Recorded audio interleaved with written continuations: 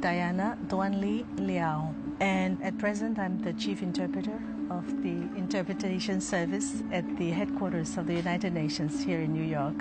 My name is Brigitte Andreassier-Pearl. I've been an interpreter at the UN for 33 years actually. I started in 71, and for the last 3 years I've been the chief of the French interpretation section. An interpreter is supposed to understand certain languages and then turn it into their mother tongue most of the time.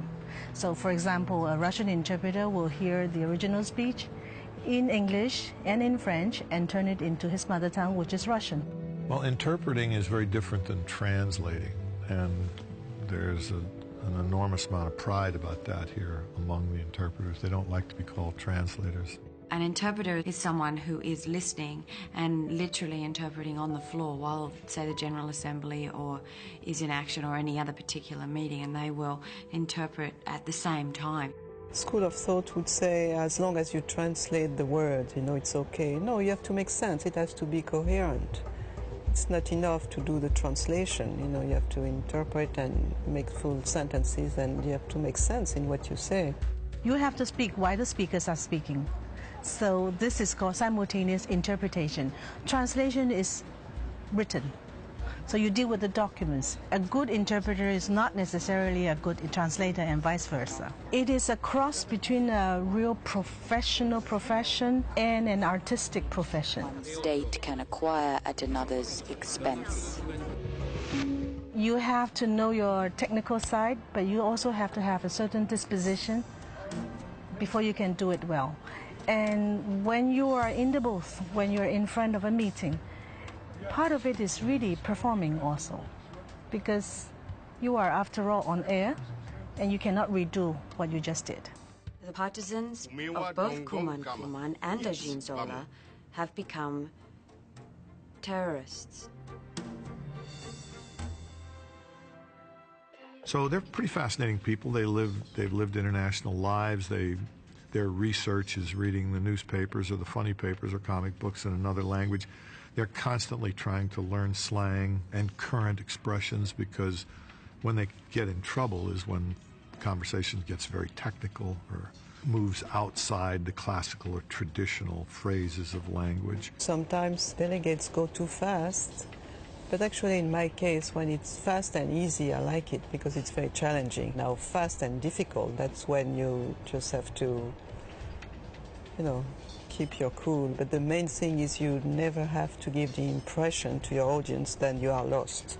It is seldom not stressful, because you're not saying what you want to say, but someone else's thoughts. So you can never know where they're going to lead you. When it is politically charged, you are particularly stressful because you really don't want to make a mistake. There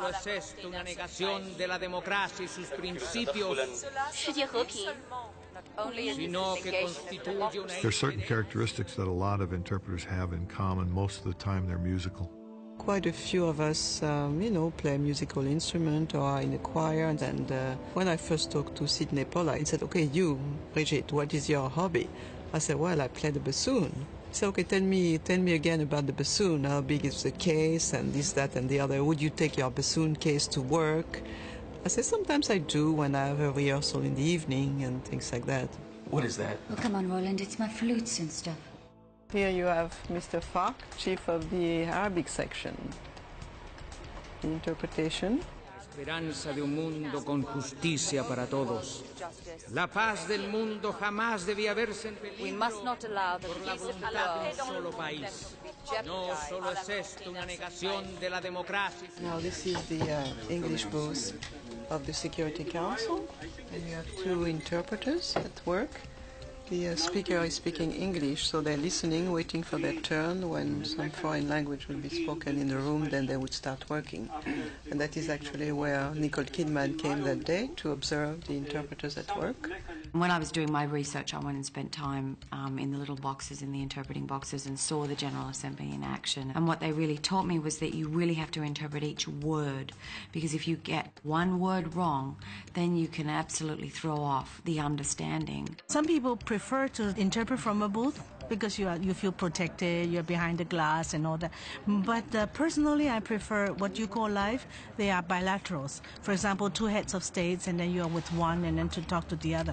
Because see, it is more poignant, and you can feel the electricity in the air. You can, see the expressions on the face much closer, and you really feel that you are the voice tagged to another voice, and the time is so tight that you really don't have to think of yourself, but you hear what you're hearing, and quickly you render it. And I love that when it is a bilateral. Condone the methods President Zwane uses against his own people. Ola Zwane ni sitsizini. Dr. Zwane is an educator. It's a fictitious country that we've made up, and that we've made up of, believe it or not, a fictitious language, which only Nicole Kidman can speak. I can't utter a word of it, but she's learned a lot of it. The French proposal is a diplomatic headache for both of us. It was pretty hard, but I like a challenge. We went to a language institute in England, and we've developed a cross between Swahili, which is the lingua franca in a lot of East African countries, and Shona, which is a language from Mozambique. And this language institute took these two languages and then added a few things of their own and gave us a new language, which we use, and we call it Matoban, and we call the country Matobo. You really want to be precise about it, and you want to be able to speak it quickly, and you want to understand what you're saying. That's so important, even if it is sort of a make-believe language. Which language? The Matoban ambassador. He'll be speaking Ku. Ku? You speak the language, don't you? It's almost like any other job. If you've never done it, it looks impossible. But listen, brain surgeon is very hard, but you've trained and you can do it, right?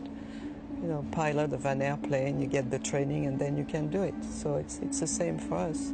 I had to interpret recipes. I have to interpret baby feed, the instructions, and but you never know which way it is going to take, because they have a kind of diplomatic banter, no? In the beginning, before they really get into the nitty-gritty, they can be talking about anything. Hey, manju. Chodź semi. For us all, to do a good job, we have to know what we're talking about. And to know what you're talking about, you have to know what is happening in the world. And for that, we might be more involved than people think. They think that we're just interpreting speeches, but actually no. We are really trying to figure out what that country is trying to speak. How we try to help people talk and not fight.